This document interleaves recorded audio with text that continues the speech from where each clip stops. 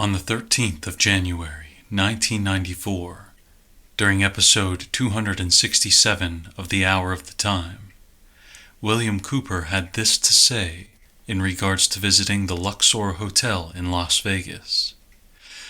The same could be said about the majority of the programming we are subjected to today. Quote, "As you go from show to show, you are indoctrinated slowly into the mysteries. You are told that if mankind does not change now, the future will be bleak, if not non-existent, for mankind upon this earth. Everywhere you hear the phrase repeated, 'Now is the time, now is the time, now is the time.' The same phrase that kicked off the French Revolution and Bolshevik Revolution and is now being heard in America." End quote. The following recording is from episode 609 of Mr. Cooper's Hour of the Time broadcast, which aired on May the 12th of 1995. Okay, tonight we're going to talk about several things, a little weighty, but because of the weightiness, I'm going to break it up with a little good stuff here. So don't go back to bed. Stay right where you are. I'll return in just a few seconds. Folks, I'm sure you have all noticed that in the last several years there's been a spate of movies about some unknown germ or virus that springs up out of nowhere and just decimates the human race. There's a couple playing in theaters now, and there's one that was just shown on television not too long ago. Of course, we had the Andromeda strain and all kinds of things. Now, for those of you who have been listening to me for quite a long time, I described to you a project called MK Naomi, and I told you about this years ago, wrote about it in my book. That would be used for a Malthusian population decimation scheme. When I was attached to the Office of Naval Intelligence, I learned about Project MK Naomi, and I learned that they were trying to develop a biological agent, a biological warfare agent, which would attack the autoimmune system of the human animal and thereby render production of a vaccine impossible. You see, it doesn't do any good to build up the immune system if what is killing you thrives by eating the immune system. That was the purpose of it. And I documented the legislation in my book where they testified in front of Congress that that's exactly what they wanted to do, and that Congress allotted them millions of dollars to accomplish it. Well, they did. Whatever it is, and however it's caused, and however it works, that's AIDS. In MK Naomi, they were also working on quite a few other biological warfare projects. And we believe that they tested the results of one of them in 1976 in an African country called Zaire. Never before in the history of the world had anybody ever heard of or seen or experienced any disease caused by anything called an Ebola virus. Never. Well, it just sprung up out of nowhere, and wow, what do you know, just by happenstance, there was one of these medical teams on the site. And they went in there and found everybody dead. I mean, everybody. Nobody survived. They quarantined and burned everything and said they brought specimens back to the United States. And then later we saw on television where they brought some monkeys from somewhere, and they found this Ebola virus in the monkeys. Does that sound a little bit similar to the AIDS virus coming from green monkeys? These people are fixated.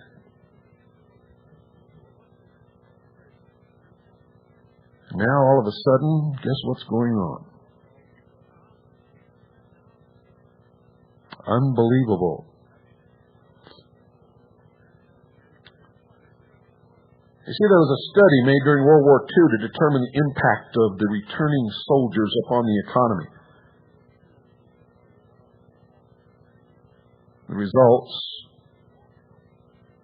who knows whether they were legitimate or not, the results mobilized a certain segment of the ruling class, the elite, we call them. A second secret study was conducted in 1957 by scientists which met in Huntsville, Alabama. It confirmed the results of the first. What they said to those who ruled the world was that civilization as we know it would collapse shortly after the year 2000 unless the population was seriously curtailed. Was this a legitimate study? I don't know. But I know what they said.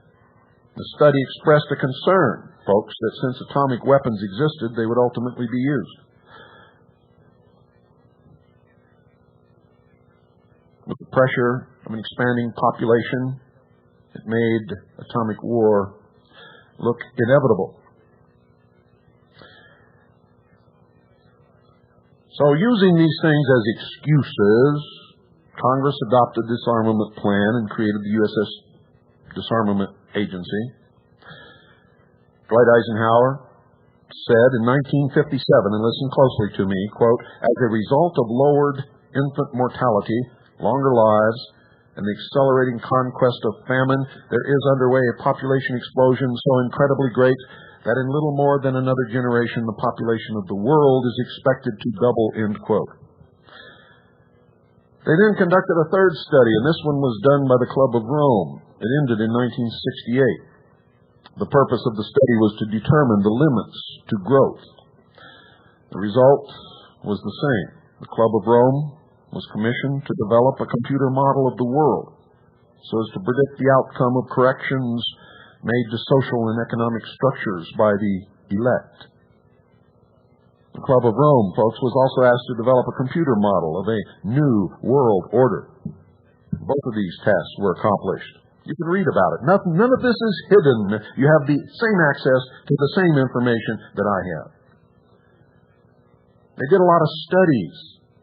Some were done to determine a method to arrest the population explosion before the point of what they called no return would be reached. It was determined that an immediate attack on the problem would involve 2 points of intervention, and all of you remember them. The first was to lower the birth rate, and the second was to increase the death rate. To lower the birth rate, they instituted several programs. The first was the development of positive birth control methods using mechanical, diaphragm, and condom, chemical, foam, and birth control pills, and medical, sterilization, abortion, and hysterectomy. And for several years, they were secretly sterilizing people against their will in hospitals in third world nations. All of these were developed, and all of them were implemented. And if you were paying attention, you know exactly when this happened. It was shortly after these studies were finished. They started the women's liberation movement with the demand for free abortions. All of a sudden, an organization called Planned Parenthood sprang up, and abortion clinics began to grow on street corners across the country. They used pro-choice as their rallying cry. They started to encourage homosexuality, and gay liberation was born. You see, homosexuals, folks, don't have children. And some of you older folks will remember that zero population growth became a very hot subject at cocktail parties. But individual freedom, the heat of the moment, you know, the back seat of a nice cherry Chevy at the drive-in, that was the heat of the moment, let me tell you. Religion and the old blue laws sabotaged a lot of these efforts, and while zero population growth became a reality in some areas, population increased rapidly in others. Now, they determined that the only alternative left to them was to increase the death rate.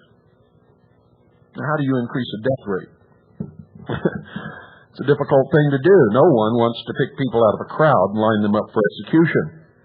Neither did anyone relish the possible consequences of an enraged public upon discovering that they were being systematically murdered. Of course, a very short but very deadly global war using nuclear weapons upon select population concentrations was contemplated. And to tell you the truth, it has not been ruled out to this day. And I'm telling you right now, if they can't get their way by any other means, they will create a third world war.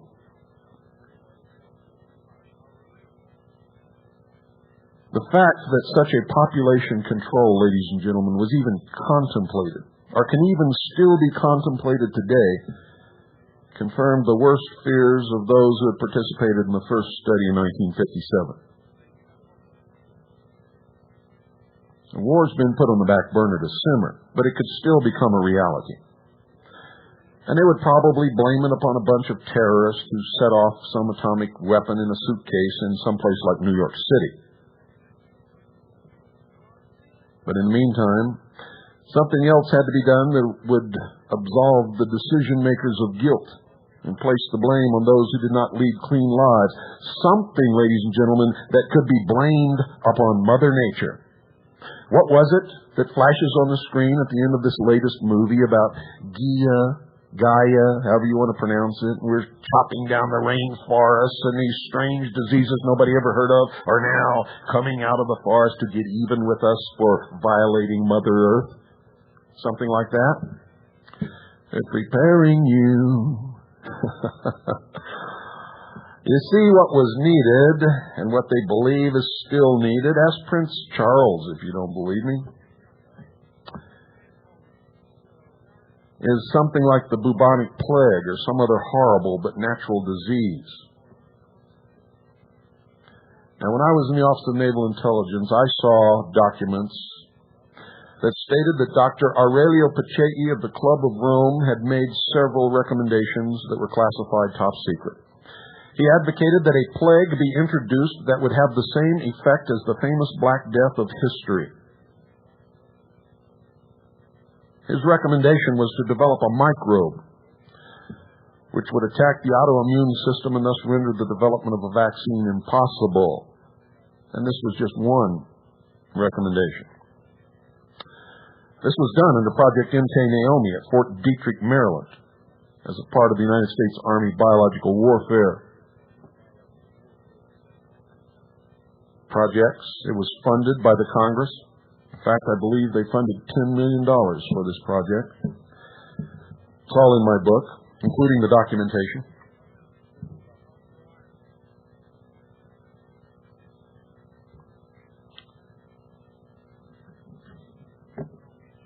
Dr. Aurelio Pacheco wrote this, and you can find it. You can find it, ladies and gentlemen, on page 607 of the Global 2000 report to the President, which was signed by Jimmy Carter. He said, and I quote, "Man has skyrocketed from a defensive position, largely subordinated to nature's alternatives, to a new and dominant one. From it he not only can and does influence everything in the world, but voluntarily or unwittingly can and indeed does determine the alternatives of his own future, and ultimately must choose his options for it. In other words, his novel power condition practically compels him to take up a new regulatory function that willy-nilly he has had to discharge with respect to the world's mixed natural human systems. Having penetrated a number of the erstwhile mysteries and being able to sway events massively, he is now vested with unprecedented, tremendous responsibilities and thrown into the new role of moderator of life on the planet, including his own." End quote. The funding for this project was obtained from the United States Congress under House Bill 15090 in 1969, where $10 million was given to the Department of Defense's 1970 budget Testimony before the Senate committee revealed that they intended to produce a synthetic biological agent, an agent that does not naturally exist and for which no natural immunity could have been acquired. Within the next 5 to 10 years, it would probably be possible to make a new infective microorganism which could differ in certain important aspects from any known disease-causing organisms. Most important of these is that it might be refractory to the immunological and therapeutic processes upon which we depend to maintain our relative freedom from infectious disease, end quote. Sir Julian Huxley said, "Overpopulation is, in my opinion, the most serious threat to the whole future of our species." The project called MK Naomi was carried out at Fort Detrick, Maryland. You'll find reference to it in several congressional investigations. You'll find reference to it in the research of some very good investigators. But that's about all you'll find. You see, most of the people involved with that project have mysteriously disappeared or died.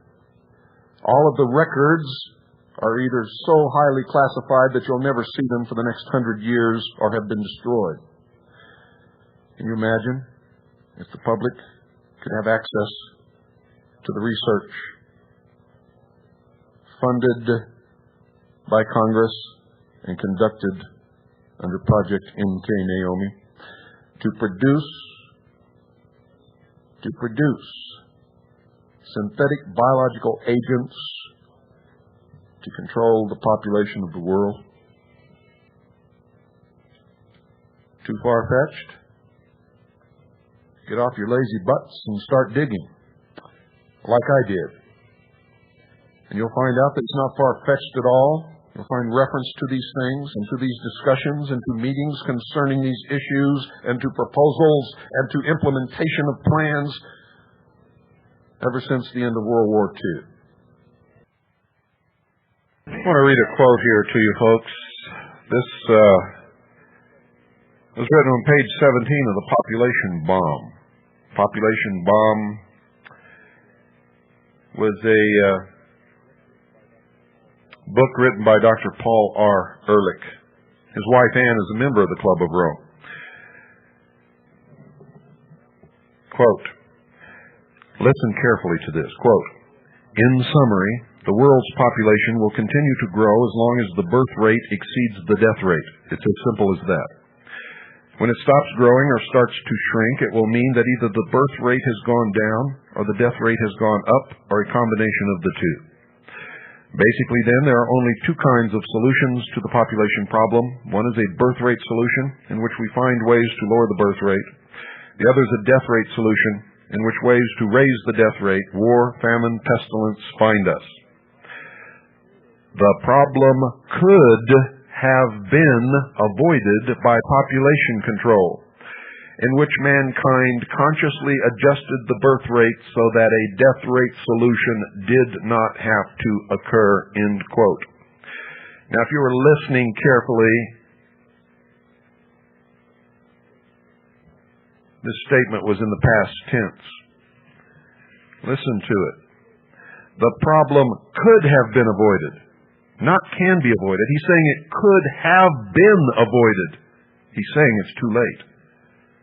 By population control, in which mankind consciously adjusted the birth rate so that a death rate solution did not have to occur, which means that that's exactly what has occurred.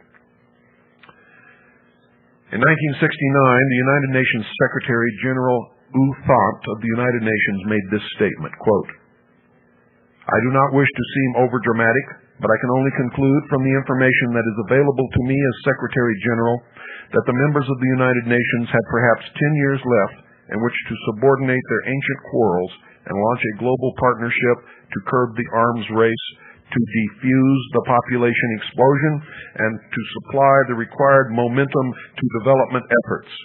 If such a global partnership is not forged within the next decade, then I very much fear that the problems I have mentioned will have reached such staggering proportions that they will be beyond our capacity to control. End quote.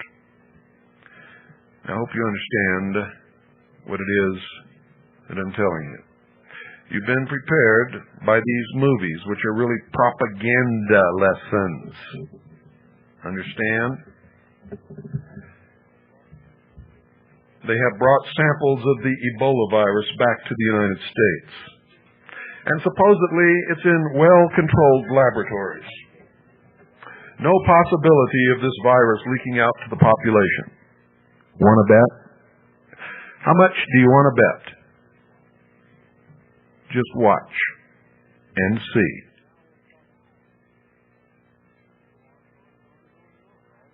And I could go on and on and on and on and on, and all of these are scams created to make the population of the world call for control under one world governing body. The dissolution of nation states and the realization of their utopian dream of world government. How do I know all this? I spend almost every waking moment of my life studying.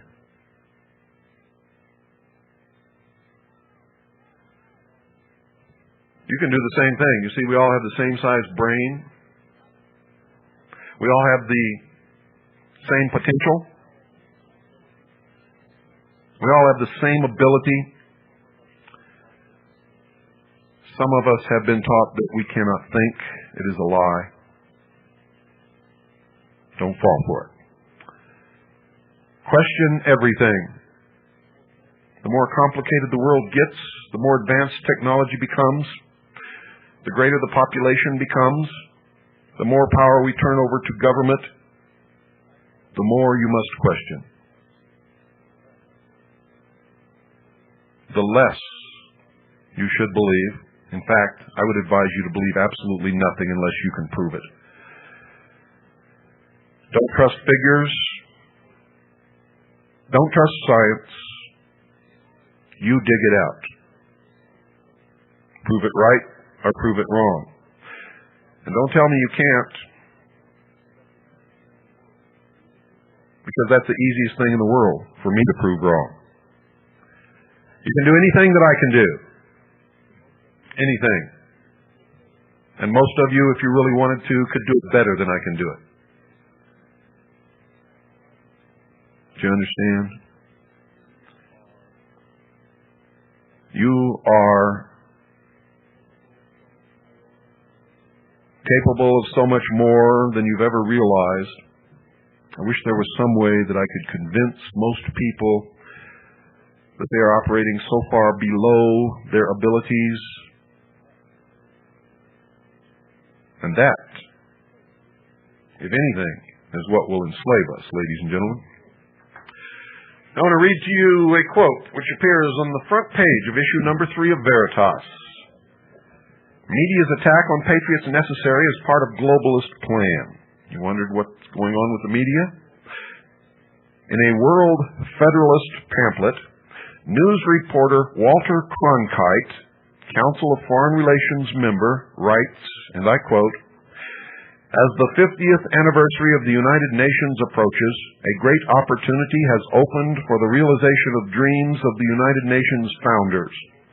The World Federalists Campaign for Global Change is bringing together citizens' organizations all across the world in an international call to create a new United Nations.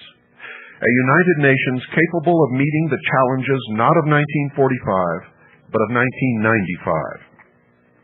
Changes include permanent United Nations peacekeeping forces capable of responding quickly to ruptures of the peace, a permanent international criminal court capable of bringing international lawbreakers to justice. For decades, the World Federalist Association has led the effort to create a system of world governance capable of ensuring peace, justice, and promoting a 15-year plan for transforming the United Nations into a democratic world federation," end quote. Democratic means socialism.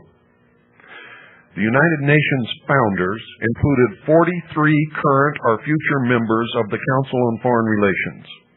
a leader of the United States delegation and the Secretary General of the United Nations Founding Conference in 1945, was a future Council on Foreign Relations member and a secret communist agent named Alger Hiss.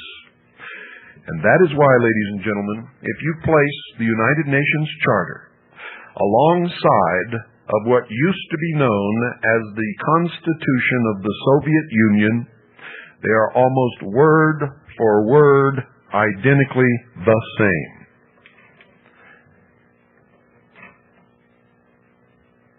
Good night. God bless you all. And Annie, my wonderful wife, this is just for you.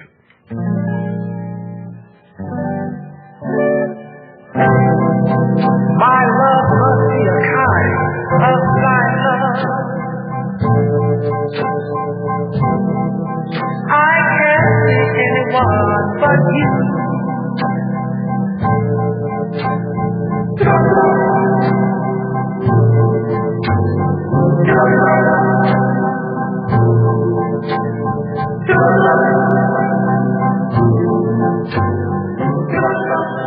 You see, folks, I did this on population tonight because Annie's pregnant.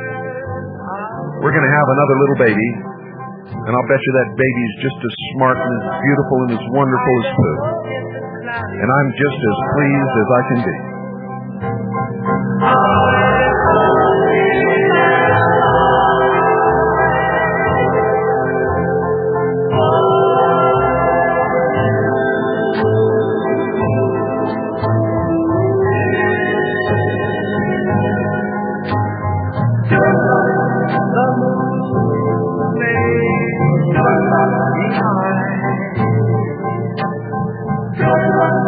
But I can't see a thing in the sky.